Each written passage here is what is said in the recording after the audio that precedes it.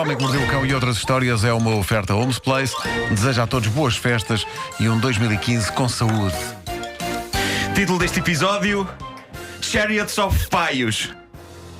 Perceberam? É um notável jogo de palavras entre a percepção que eu tenho das minhas pernas, porque acho que se trata de dois paios gigantes, e o título do filme Chariots of Fire, Momentos de Glória.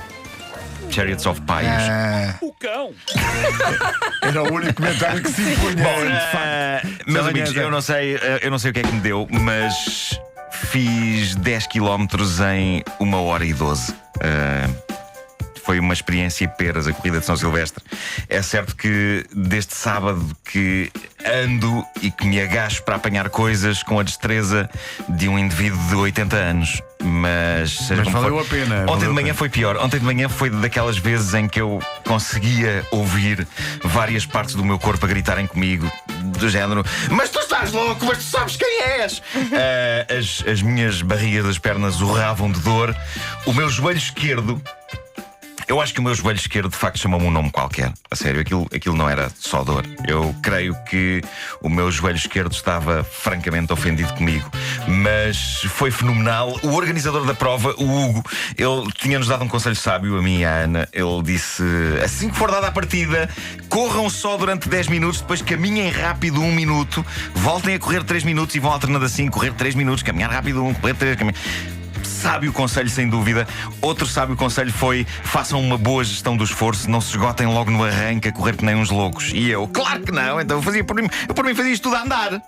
Acontece o quê? Acontece que quando estamos no meio de uma multidão que, assim que é dado o sinal de partida, desata a correr como se não houvesse amanhã, não há hipótese, nós corremos com as pessoas. Eu nem percebia se estava a correr depressa ou devagar, eu estava a correr.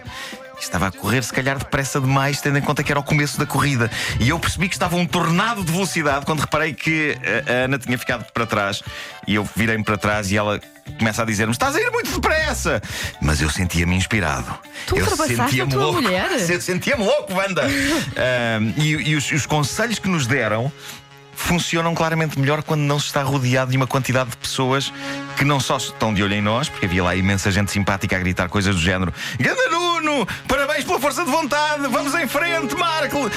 Não só estão de olho em nós, como é óbvio que nenhuma daquelas pessoas vai começar a caminhar ao fim de 10 minutos.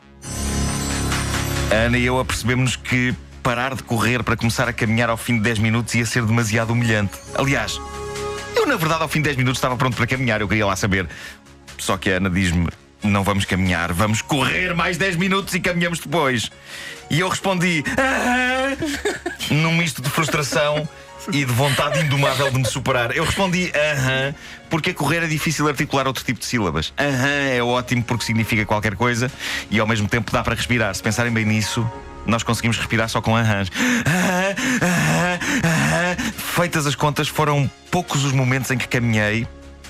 E quando caminhei foram caminhadas curtas. Eu tentei que o máximo de tempo fosse feito a correr mais depressa, mais devagar, conforme me sentia mais valente ou mais estourado. Mas quem é que eu quero enganar? Estourado estava eu há que tempos. Mas aquilo é maravilhoso. As pessoas nos passeios a darem-me palavras de alento foi bonito. É que há que perceber uma coisa: eu tenho 43 anos e nunca em 43 anos corri tanto como nos últimos dias, entre os treinos e os 10 km a São Silvestre. Eu nunca corri tanto tempo seguido.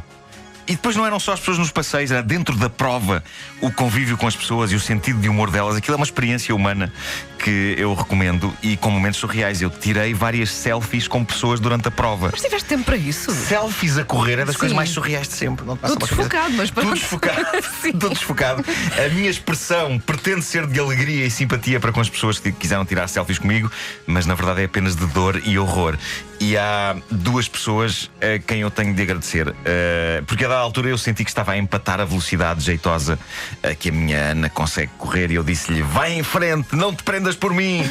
E ela não mais parou de correr. Quais caminhadas, quais que ela correu o tempo todo. E a bem dizer, eu corri o tempo quase todo. Eu surpreendi-me a mim próprio. E de cada vez que eu pensava: tenho de andar, havia um lado em mim que gritava: corre, Esparta, corre! E eu corria. Mas então houve duas pessoas que eu destaco entre as muitas que foram incrivelmente simpáticas nesta odisseia. Uma é o Vasco Dias. Eu soube o nome dele depois porque ele deixou-me mais tarde um recado no Facebook. Ele aparece-me de repente, qual anjo da guarda, enquanto estamos ali na Ribeira das Naus. E ele diz-me o seguinte: estou a ouvir os teus pés. E eu penso assim: temos maluco. Pronto, temos maluco. é uma coisa que se ouve bastante numa prova em que estão 10 manfios e manfias a correr. É pés, estamos a usá-los. Mas o conselho dele foi muito bom. Ele explicou-me que uma pessoa cansa-se muito menos se não deixar cair os pés no chão à bruta. Então desatou a dar-me dicas em tempo recorde enquanto nós corríamos. Pés mais leves no chão, respira usando toda a capacidade dos pulmões, inspira, expira, endireita as costas, inclina o corpo ligeiramente para a frente.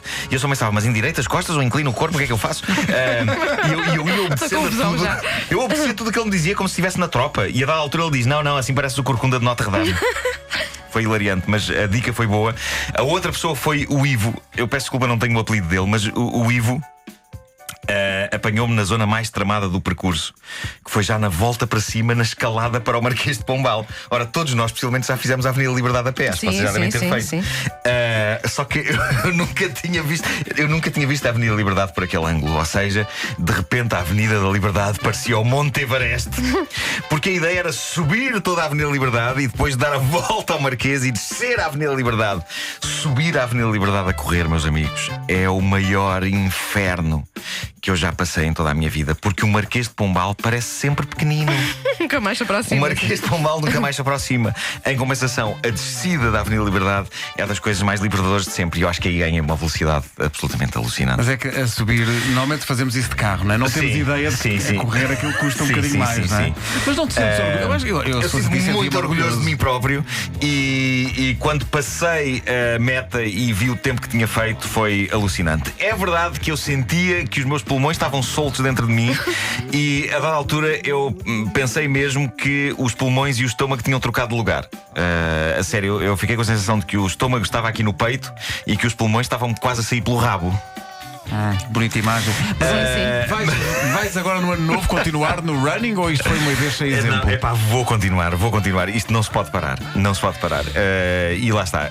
Volto a frisar. O meu desafio é, durante 12 meses, convencer-vos a fazer a próxima. Não, já aqui te garanti que no próximo treino que fizeres com a Ana, eu junto a vocês. Muito bem. Avisem que eu vou lá. Outra coisa muito interessante foi eu e a Ana apadrinharmos a corrida dos miúdos, a chamada Corrida da Pequenada, que foi para ajudar a Maratona da Saúde, que é uma organização que angaria fundos para a investigação de doenças, neste caso foi a diabetes. E ver aqueles miúdos todos a correr também foi absolutamente alucinante. E há que fazer aqui grande elogio ao nosso Nuno Luz, que foi o DJ de serviço da prova. E eu acho que muito do empenho a dada altura teve a ver com um segundo que Nuno Luz estava ali a pôr a todo o gás. Foi a São Silvestre dos Nunos. Foi claramente. Absoluto. Só que ele cansou-se menos. Pois, exato.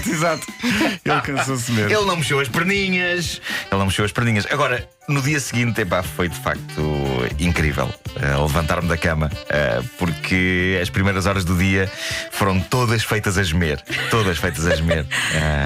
Feliz, mas a gemer. E depois parecia que tudo.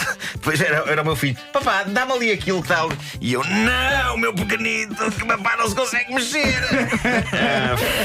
Foi tremendo. Mas parabéns, Nuno. Mas obrigado. E quero agradecer mais uma vez a todas as pessoas simpáticas, muitos ouvintes nossos com quem me cruzei naqueles 10 km e que nos ouvem todas as manhãs e que deram força para eu continuar. E sempre que eu abrandava a marcha um bocadinho, havia pessoas que eram quase insultuosas, tipo: vamos andar! Está bem, caramba, está bem. Tão bom. Está bem, eu vou mais depressa. Houve também alturas, tenho que confessar isto, em que as pessoas me diziam: vai, Marco, vai no passeio. E eu dizia: isto nunca mais acaba.